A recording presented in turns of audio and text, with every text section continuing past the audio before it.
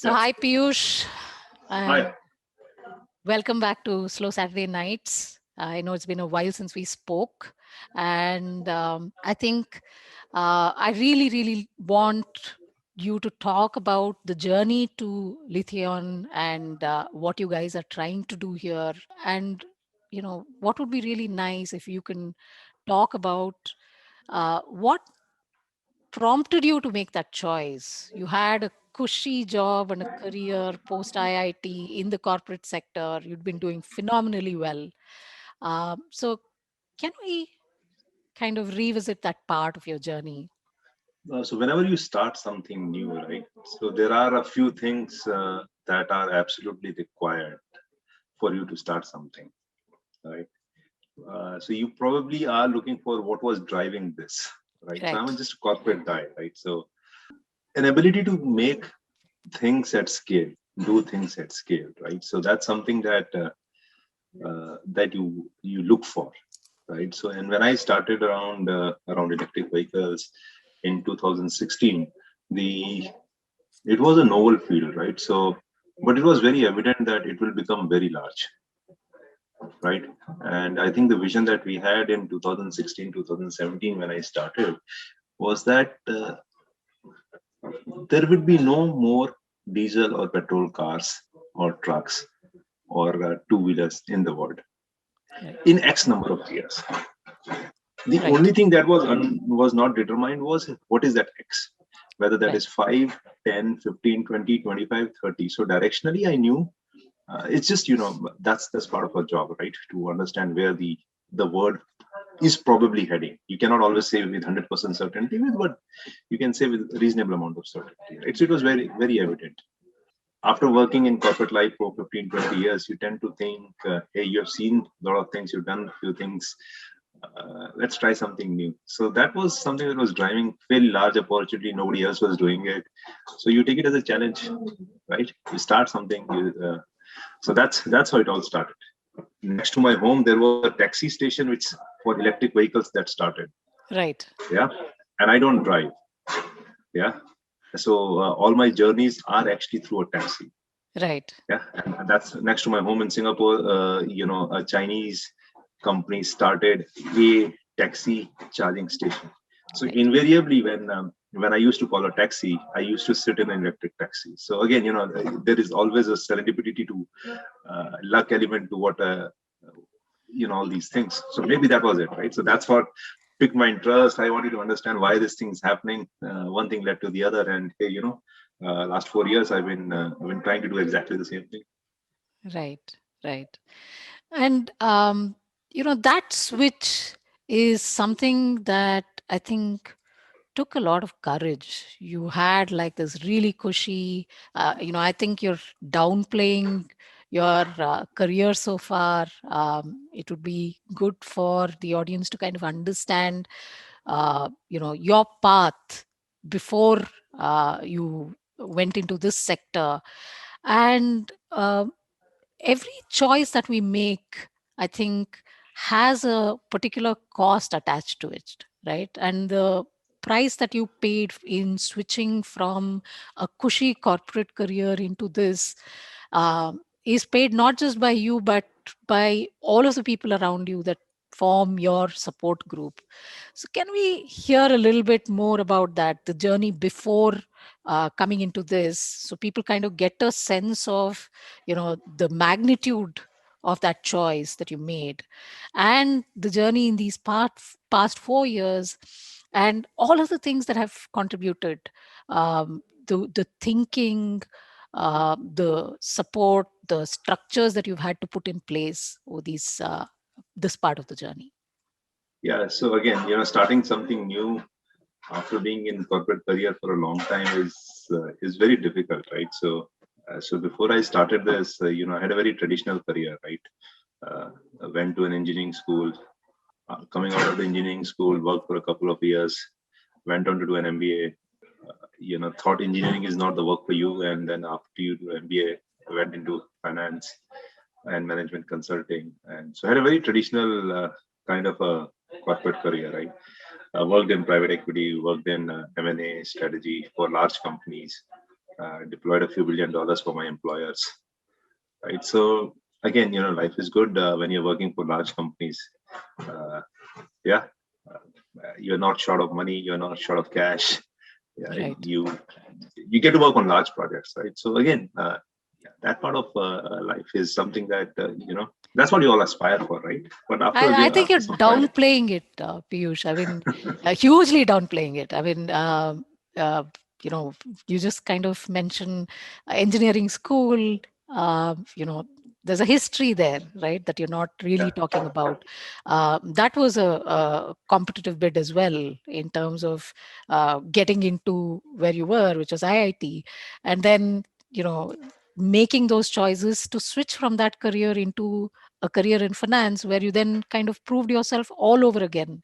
um, I think that part of the journey has also, in terms of the choices that you've made, you've never taken the easy path. That's one thing to be said, right? And you're yeah. I downplaying think the I'm not trying to downplay it, but it's just a reality, right? So those are the choices that you made 15, 20 years ago, right? So I right, mean, of course, they have a bearing on what I am right now, right? right, And uh, but again, you don't live in the past, right? So you just look forward to, yeah, we went to IITs, we went to INSEAD, part of life, done that.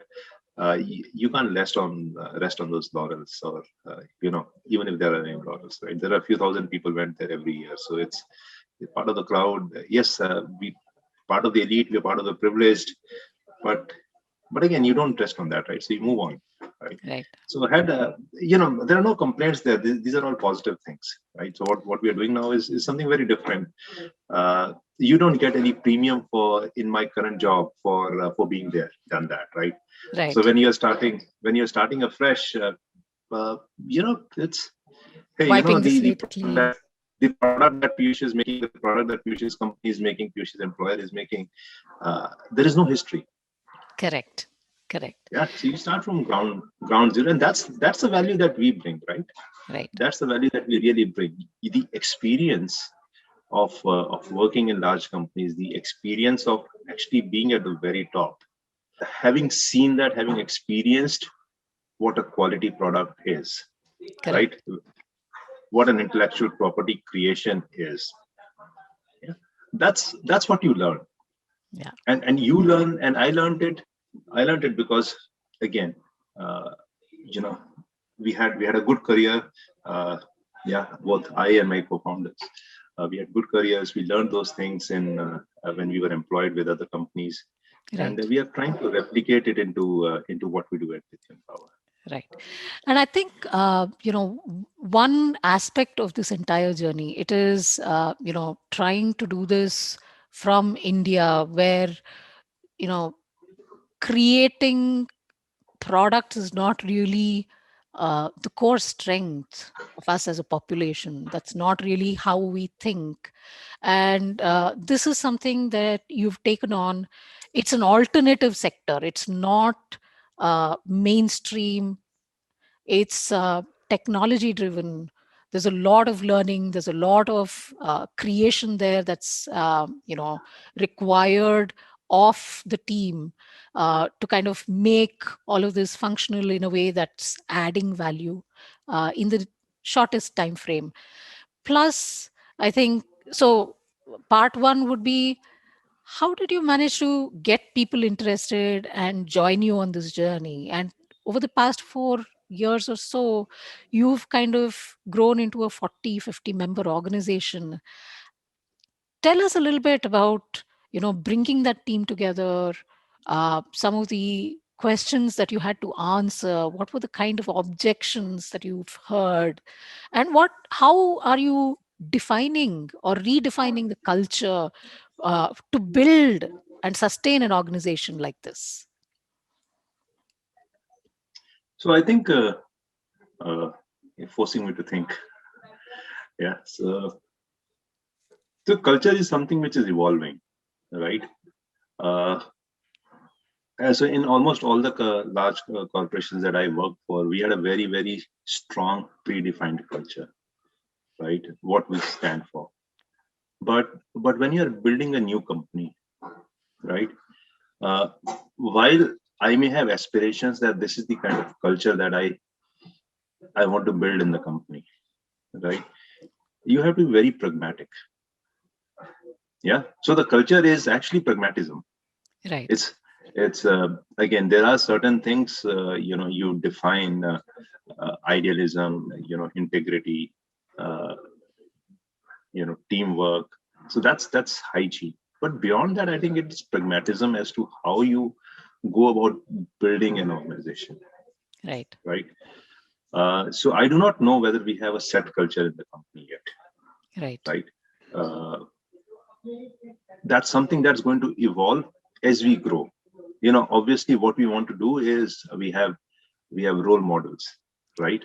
Uh, we want to have an empowering culture like what a Procter and Gamble employee has, right? Right. Or we want to have a technological excellence that what people who are working for Facebook and Google have. Right. These are all examples that we want to emulate. Right. Are we able to do that at the scale when we have what we currently have? Probably no, Right. right? Uh, but as we grow, as we become successful, that's the stuff that we aspire for, Right. right? So again, it's fluid. It's fluid. But there are certain things that you always try to follow, right? You communicate a bit, right? In you basically show your sincerity to your colleagues, Right. yeah. But uh, but apart from that, you just need to follow the basic hygiene factors, and Right. and culture evolves over time, right? Right. And culture evolves over what becomes successful in a specific domain. I do not know what the culture for the company will look like 5 or 10 years down the line, but hopefully, one of the high performance cultures is a blend of some of those cultures is something that we would aspire to be there. In terms of bringing people on board, how has that part of the journey been? Right. This is not an understood segment of space, and it is evolving as we speak. There's a lot of big bets that you've made, and to bring those people on board, you've got to have them buy into your vision for the future. It's something that Yeah, you've seen clearly. I think there are two things that help, right? The single biggest thing is people want to see whether you are walking the talk, Hmm. right? Whether you actually believe in it for the long term as well, right? Right. So people want to see sincerity, Right. yeah. And for you to, and I guess I've been uh, fairly lucky to have a fairly good team sticking around with us during the last few years. It's in a way it has been a good journey. It's Yeah. testament to also what you are building, right? In the sense of, um, I think the humility in how you present this is something that comes across very clearly, Piyush. Uh, there's a lot of achievement and a lot of investment that has gone into bringing things to where they are today, but also an acceptance that it's going to take time to unfold. The value is going to come, but it's going to take time, right? So um, how are you preparing? What is it that you have put in place for yourself and for your community of the people that are working with you? How are you kind of prepping for that future? It's a marathon, right? You've got a long Yeah. distance to go. Yeah. Yeah. Yeah. So in terms of the core team, the core leadership team between my co-founder and I, and some of the other members of the leadership team, we are all actually almost from similar cohorts at different IITs Right. and IIMs, right? So we've been able to build that nucleus around which we're building the team, right? So once you have a uh, fairly strong senior leadership team, so juniors also aspire to work with people who have achieved a lot uh, prior to starting this. So it's kind of a mentorship stuff. So we hope people who are working with us, we actually uh, so one of the things that we do very well is essentially we do original work. As a company, we don't engage in reverse engineering, yeah, Right. as example, and that gives a kick to some of the junior engineers, Right. right?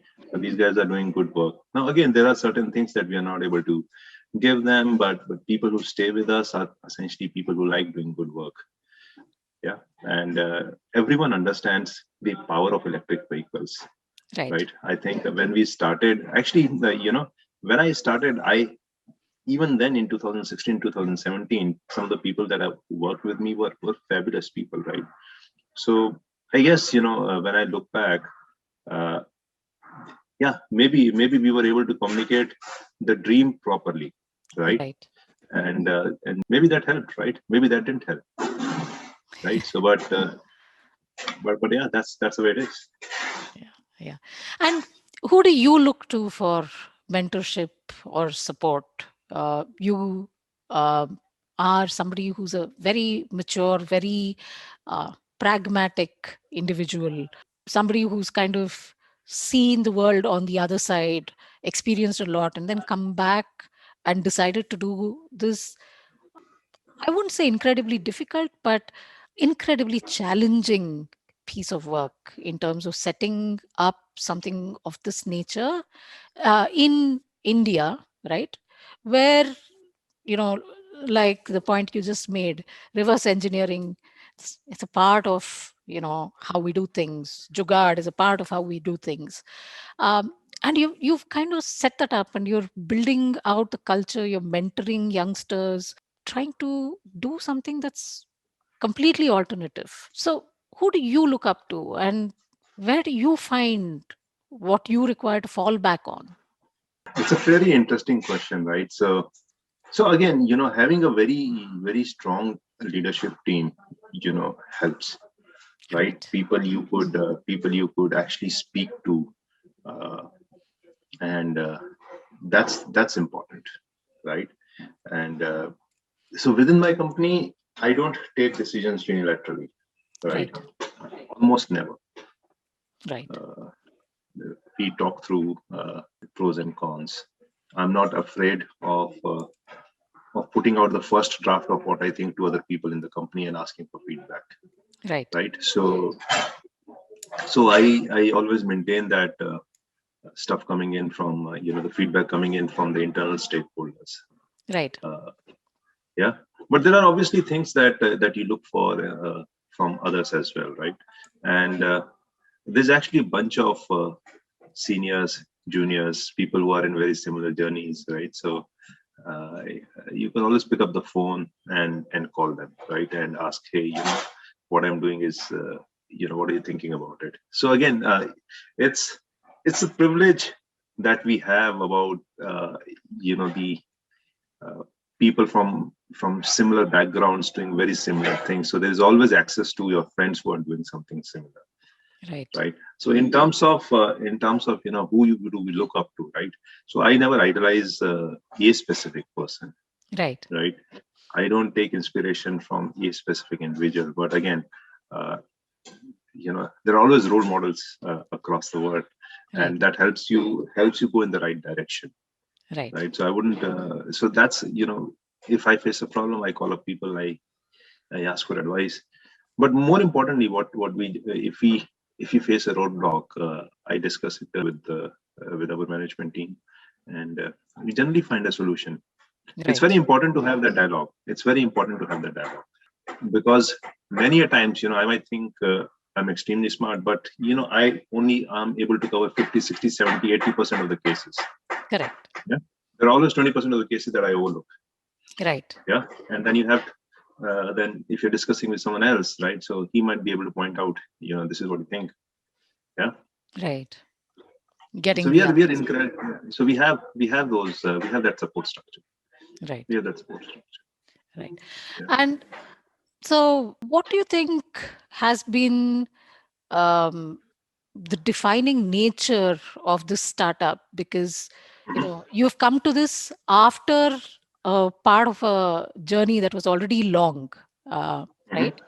So you've come into this with a lot of maturity. Do you think it would have been different had you started on something earlier?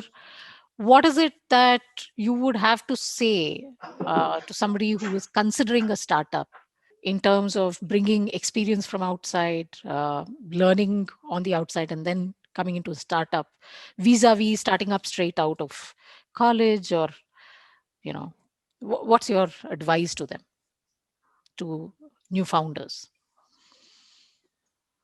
I think there are a few things that are extremely important, right? So, what people generally read in the newspapers are only the success stories, Right. right? That's probably 0.1% of success stories, of all the stories, Right. right? So again, it also links back to that role model question you had, right? The role models, again, that's what people get inspired by, Right. right? One is, if you are starting on something, right? Be very mindful of the fact that you could actually land up in the other 99.99%, Correct. right? Hmm. And you should have heart to accept that you could actually be in the pool which is not successful, Right. right? And that should not deter you, Right. right? So that's one. Second is, again, from a purely, people also get inspired by the financial gains of a startup. They all read about stuff that happens in, you know of that to 0.1% of the companies, right? But again, on if you basically do a full uh, life cycle analysis of the financial returns, uh, probability of one getting financial returns, yeah, over the lifetime of a venture versus being in a corporate career, yeah, accounting for probability of success and failure, you're almost there at par, Right. right? So again, uh, so people should do it if they believe in it, if they have persistence, right? Knowing fully that they could actually lose out, right? Right. Some of the people actually get frustrated when there is when things are not going their way, right? And they give up. So that's something that if people are mindful of, I think it probably will not increase their probability of success, but that's something that people should be aware of. Right. Right. And I think you made a really, really important point there. So it's not necessarily about your age or experience when you enter, but again, the pragmatism, the understanding that it could go either way, and being ready for all of that.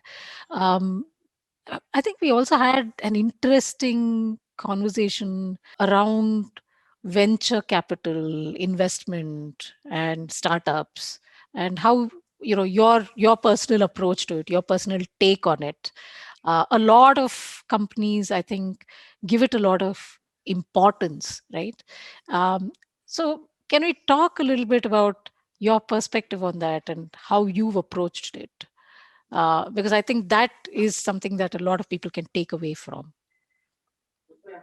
So in terms of, I think my focus is largely on getting the customers, Right. right? If you get the customers, uh, in general, you probably will not need external money. Correct. Yeah. So that's a fundamental approach that most of the people should have.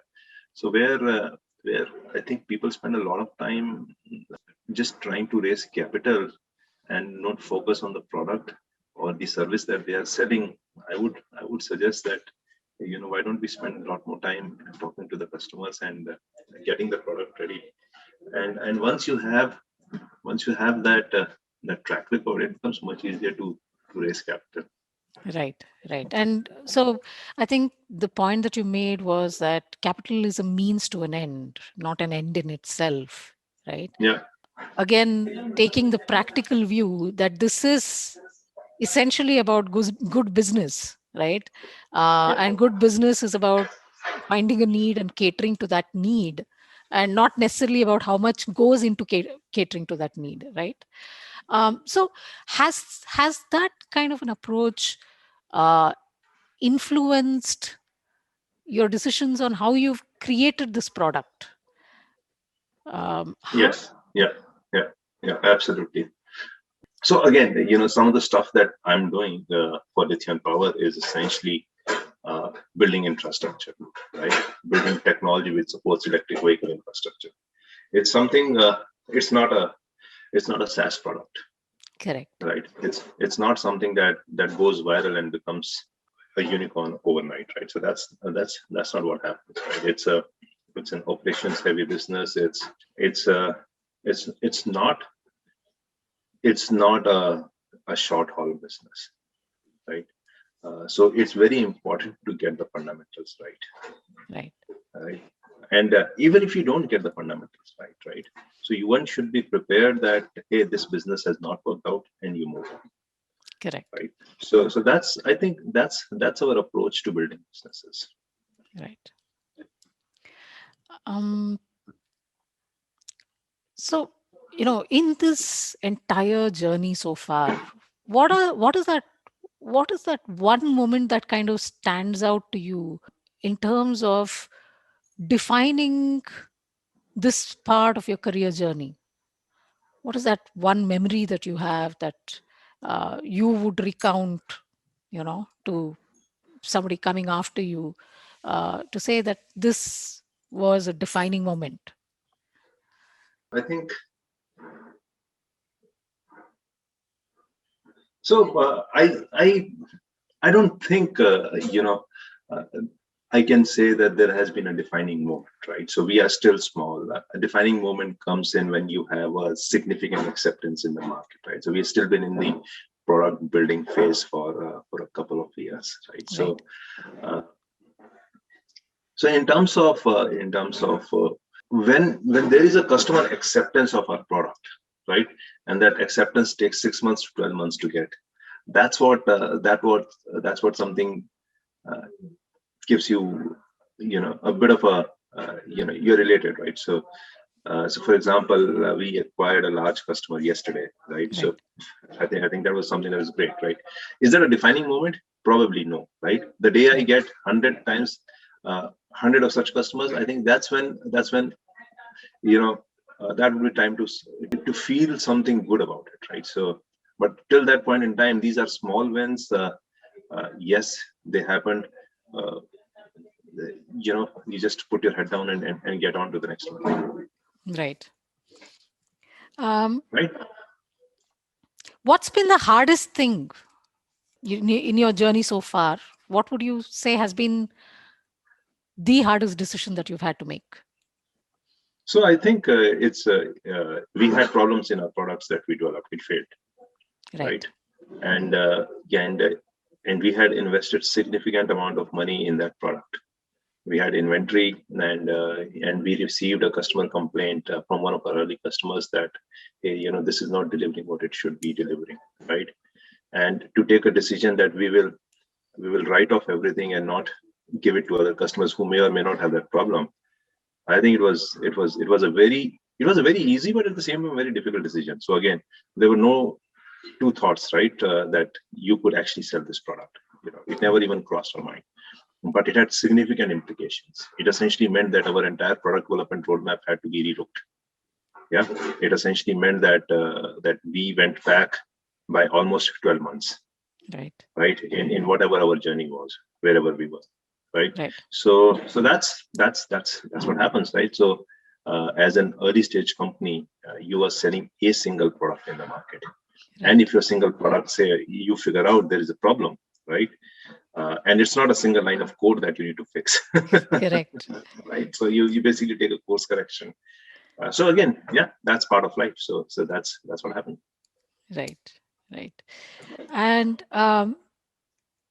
So, one of the things that I hear a lot in talking to founders, okay, is this concept of right time. What's your reaction to that in terms of, if I said something to you like, hey, Piyush, when did you know it was the right time to do X or Y or Z? Maybe a product launch, maybe the career switch, whatever it is. So, what's your reaction to that? Actually, when you're any decision you take at any point in time, yeah, you think that is the right time for you to take that decision. That's the Right. reason you are taking that decision, right? You can reflect on it in hindsight. So right or wrong is relative, and it's in hindsight. Correct. Uh, Yeah. so that's just my, you evaluate whatever factors are defining your choices, what are the choices you have at that point in time, and you take whatever is the possible best possible decision at that point in time. Right. Right.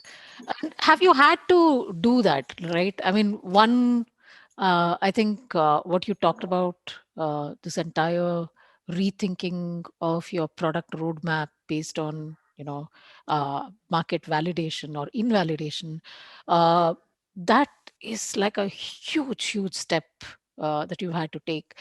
Uh, what what would other considerations be, and how long or how far do you think you can see ahead? What's your vision of the future, and how is that affected by where you are today? So overall, I think we are in a situation, we are in a space which is fundamentally going to redefine how people move across the world, right? And uh, thankfully, the macros for the sector that we are in is very, very positive, right? Right. So again, when you build a business, you're looking to build a business which can have very, very large scale, right? So again, whether you are 1 year behind or 2 years behind in a 50-year journey is something that doesn't matter much, Right. right? Yes, these are short-term problems that you encounter, but again, if I'm looking at, hey, I'm in a valuation game, and then uh, you know, I'm going to flip the company, then you have a different kind of a consideration, Right. right? We are approaching it the right way of actually building a business, building a sustainable business, right? Right. Which should have positive cash flows, Right. and that's, I think, that's how you make uh, it's a different approach. I'm not saying other approaches of uh, of of scaling up are wrong, right? It's just Correct. different businesses have different types of needs, Right. right? If you are in a platform business, I think acquiring customers fast is important, and Correct. that's what some of the other early stage companies would be doing. Right. But the kind of business that I'm working on, it's very important to moderate the scale up, so that you don't end up investing ahead of time. Correct. Right. Right. uh, any thoughts that you would like to share with a community that is looking to start their own thing up? Any suggestions, ideas, thoughts for them? Extremely important for anyone who's starting up, right? Uh, to get into the positive frame of mind. Yeah, Right. you should always believe what you're working on is going to be successful, right? Right. That's the reason you are starting it. Right. Yeah, but at the same time, you know, be prepared for a non-success event as well. Yeah, you should have resilience to bounce back, Right. right? And that's what would define. So again, there's nothing special about startups, right? Right. uh, we had similar pressures in our corporate jobs as well, right? Right. But there is only one difference, right? In a corporate job, you always had access resources, and there was always a boss who could fix things for you, Right. right? Uh, in an early stage company, generally the buck stops at you. That's a bit of a difference. But again, whatever career path one is taking, working in a large corporate, working in a small company, starting a small company, starting a large company, I think there are pressures everywhere. The world is moving, your competitors are moving, your partners are moving. So you'll always have, the technology is always moving. So you'll always have those moments, Right. right? The only thing that is different in an early stage company is the bug generally stops at you. And Right. so you should be a bit more resilient uh, towards things when they don't go your way, because there's nobody else that you could turn to in most of the companies, right? I'm a bit Right. fortunate that there are multiple people in our company where I could turn to when things don't go well, but Right. generally people don't have that kind of a bandwidth. Right. Right. One last thing before we call this a wrap, Piyush.